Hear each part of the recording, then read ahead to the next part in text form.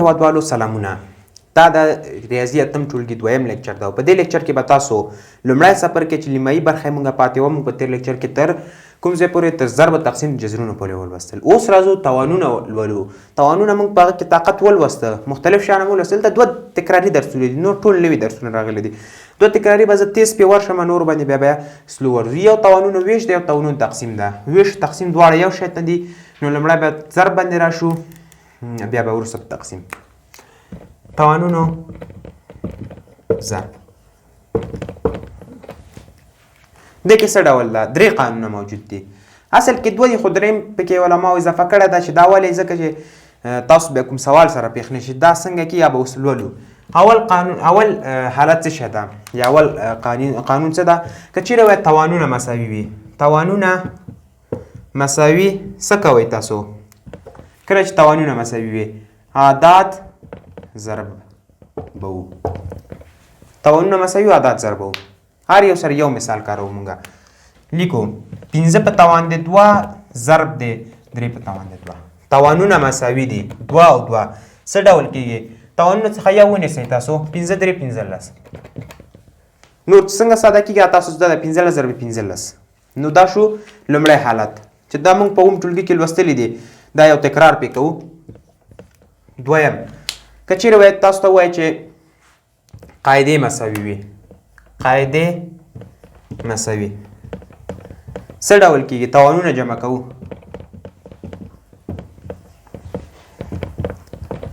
دلته عدد یا قاعدې لیکو، خو هماغه عدد یعنې د توان چې لري. توانونه جمع کوو څه ډول؟ تاسو ته یو سوال درکول کېږي. 3 په توان د 4 ضرب 15 په توان د 4. قاعدې باید مساوي، قاعدې د کې مساوي دی. هو 3 په توان د 2 ضرب 3 په توان د 15. تاسو ګورئ د کې دا قاعدې مساوي دي یو بل سره. څه کوو دې کې؟ 3 او 3 څخه یو 3 ونیسئ تاسو. 15 جمع 2 کوو. 15 جمع 2 اوه. بل هغه چې دا توانونه او قاعدې غیر مساوي. دا قانون نه ده اصل کې. دا تاسو ته ځکه راکړل شوی کوم سوال سره پېښ نه شي که چیرې دا مساوي ده، بیا تاسو ولې عدد ساده کوئ. 2 په توان د 2 داسې یو سوال تاسو درکوي. 2 په توان د 2 ضرب 3 په توان د 3. هیڅ شی په دې کې مساوي نه دي. دا شی دی، دغلته هغه شی دی. 2 په توان د 2 څو کېږي؟ 4. 3 په توان د 3 3 په 3 کې 9. 4 9 36. دا به داسې کاروئ تاسو. او هغه چې دا او 3 په توان 3 وبښئ، دلته 3 ضرب 3 نه کېږي. 3 3 ځل په خپل ځان کې ضرب شوی ده. 3 ضرب 3 ضرب 3 کېږي. دلته معنی یو اشتباه وشوله. 3 په 3 کې 9 ضرب 3 22 کېږي. نو اوس دا بیرته سر نظر به وو. 4 وو کې څو کېږي؟ 4 په وو کې 28 2 حاصل 4 2 8 2 حاصل وو یې سولات. نو دا چې دا اصل کې یو قانون نه ده، ځکه چې تاسو ته کوم سوال پیدا نشي دا توان سره مساوي نه وي، بیا به څه وکړو؟ نو تاسو ته یو قانون په ډول دلته راوستی ځکه چې تاسو پرې پوه شئ چې دلته ساده کول دی. خو اصل کې دا دوه قانونه تاسو بیا زده یي.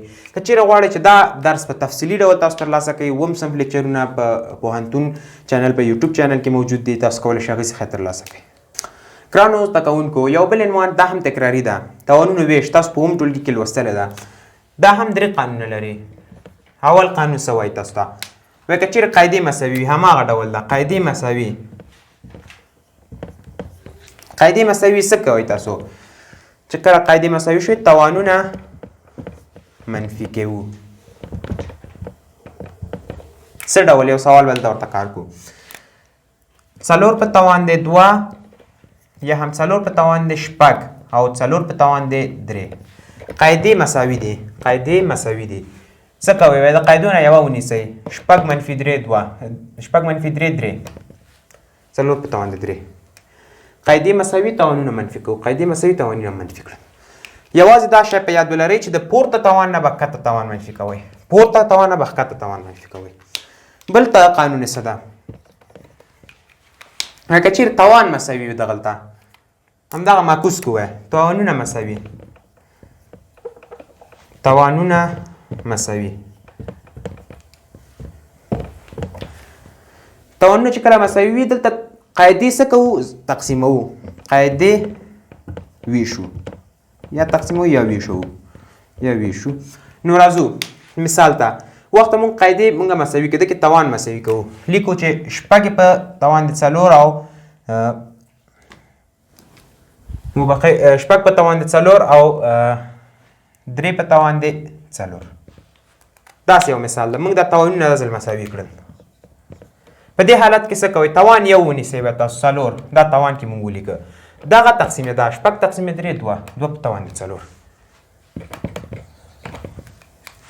دوه قانون هغه اساسي قوانین چې هم په ضرب کې شته هم په تقسیم کې یو دا چې مونږ نه دا مساوي نه ده یعنی دا مساوي شو نه دا دریم قانون ده نو توانونه نه قاعدې مساوي دي چې هغه کې مارتوی ساده کول دي نو هغه تکرار ضرورت نشته تاسو هغه مثال والے ساده کوي نو دا د توانونو ویش کې چې دا غواړي په تفصیلی ډول ترلاسه کوي تاسو د پوهنتون چینل یوټیوب چینل ته ورننوځئ تاسو هملته دا ټول په پلی لیست کې موجود دي ګرانو هیوادوالو بل درس چې دا صفر او منفي توان ده که چیرې یو عدد توان صفر اوسي یو عدد د ا توان صفر شو مساوي یو ده تاسو کتاب کې ثبوت خپل لاندې ډول ویل اصل د دې اصلي ثبوت چې دا په لوګاریتم کې تاسو په یو لسم ټولګي کې غل وړي خو دلته عمومي زده کوي چې د ا په توان د صفر یو ده ا په توان د صفر یو ده دې معنا دا څه ده چې یو په هر قاعده صفر کیږي چې دا لوګاریتم کې تاسو ولې نو هغه داسې تاسو دونه زده کوي چې ا په توان د صفر یو کیږي اوس نو هر عدد تاسو په یو الجبري افاده درکول کیږي لیکل شوی 4 په توان د صفر جمع 4 په توان د صفر څه کیږي تاسو 4 په توان د صفر یو جمع یو 2 کیږي نو توانونه چې کله صفر وسی نو دا بیا تاسو یو ونیسئ دا بیا تاسو ثبوت ولولئ نو تاسو دا باید ومنئ چې ا په توان د صفر یو کیږي عمومي ډول زده کوئ نو دا شو د صفر توان منفي توان څه ته ویل کیږي منفي توان خپله د هغه عدد معکوس ته ویل کیږي یو عدد دا 5 په توان د منفي 2 دا اوس مونږ هیڅ ډول نشو ساده کولی دلته کومه لاره نشته چې ساده شي نو دې دپاره څه کوو مساوي ورکوو د دغه عدد معکوس لیکو نو یعنې دا مخرج ته لیکو پورته صورت کې یو لیکو د مخرج د هر عدد چې مخرجونه لري هغه مونږ پېژنو چې مخرج یو ده دا معکوس کوو چې کله معکوس کوو پورته او کته لاړ شي د توان مثبت کېږي 5 په توان د 2 اوس دې نه وروسته کولی شي تاسو ساده هم کوئ یو 5 په توان د 2 25 دا ساده کېږي که چیرې په مخرج کې تاسو صورت ته به منفي کېږي نو تاسو داسې زده کوئ چې ا په توان د منفي n دا مساوي ده 1 پر ا په توان د n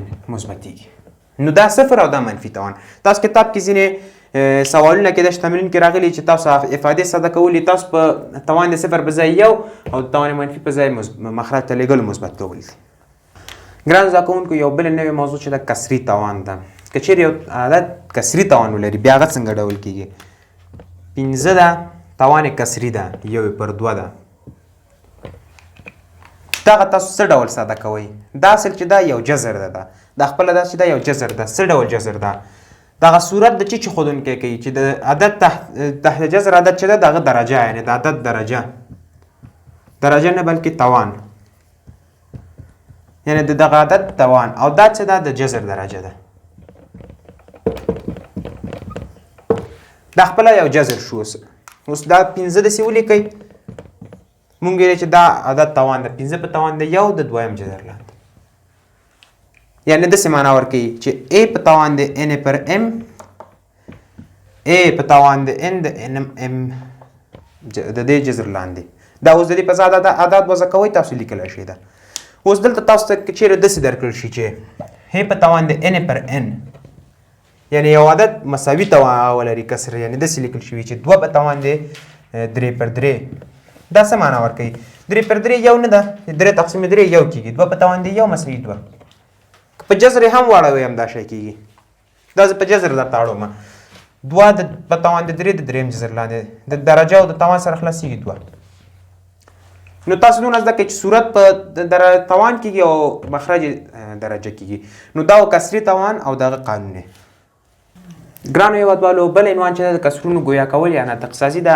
دا چې ده لږ مغلقه ده ډېر مغلقه نه ده که چېرې تاسو سوچ پرې وکړئ زه به زیات مثالونه پکې کاروم تاسو ښه فکر ونیسئ ورته بیا هم زده کېږي که چیرې یو سوال درکول کېږي ګویا کول معنا څه ده د مخرج نه د جذر له منځه وړل دي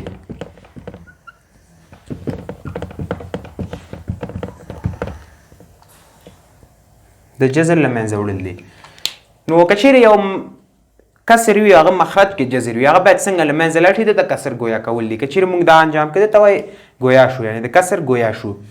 نو راځو لکه یو مثال درکول کېږي 1/3 دغه جذر 3 وایي له منځه بوځئ دغه ته موږ وایو ناطق سازي.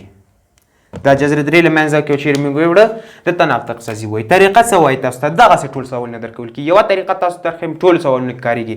زه به نور مثالونه هم کار کومه. تاسو د دې مخرج جذر کې صورت و مخرج ضرب کوئ. یعنې څه وکئ 1/3 ولیکئ دا ضرب کوئ په جذر 3/3 کې. یعنې دا مخرج راولئ بیا په صورت و مخرج کې ضرب کوئ. که چیرې داسې ضرب په څه منځته راځي 1 ضرب جذر 3 بېرته جذر 3 جذر 3 په جذر 3 کې کېږي د 9 جذر. اوس وګورئ جذر 3 پورته شو د 9 جذر 9 چې جذر ونیسو 3 کېږي. دا مونږه ناطق ده دا له منځه لاړو. وینې که چیرې صورت ته لاړه صورت مهم نه ده مخرج نه له منځه وړل دي. کله چې د مخرج نه له منځه لاړه یعنې دا ګویا شو. دا مثال کې دا جذر ګویا شو. که چیرې بل مثال تاسو ته درکړي 2/5 یا همداسې چې دلته هم جذر وسي جذر 3/5. که چیرې وایي ګویا کوي ګویا معنا مخرج له منځه ویسئ. که چیرې ځینې سوالو کې وایي صورت ګویا کوي اصل کې دا ګویا چې دا مخرج ته وایي. ځینې کتابو کې راغلي چې صورت هم ګویا کېږي بیا هغه کې هم همدا طریقه ده صورت له منځه وړل کېږي. اوس چې دې دپاره څه کوو جذر 3/5 خپله ولیکئ دا به ضرب جذر 5/5 کوي. وینې صورت مخرج بیرته په جذر 5 کې ضرب کوي. اوس څه کېږي دلته 5 کې چې ضرب کوي 25 او پورته 3 15 جذر 5 شو پر 15 نو دا شو جذر مونږ ګویا که. کم دې ډول هر سوال تاسو ته راځي نو تاسو کولی شئ هغه حل کړئ. زه به تاسو دې نه تختې پاکولو وروسته 2 نور سوالونه هم کار کومه تر ټول نور هم دا ساده شي او یو فرمولي ډول به هم وښیم.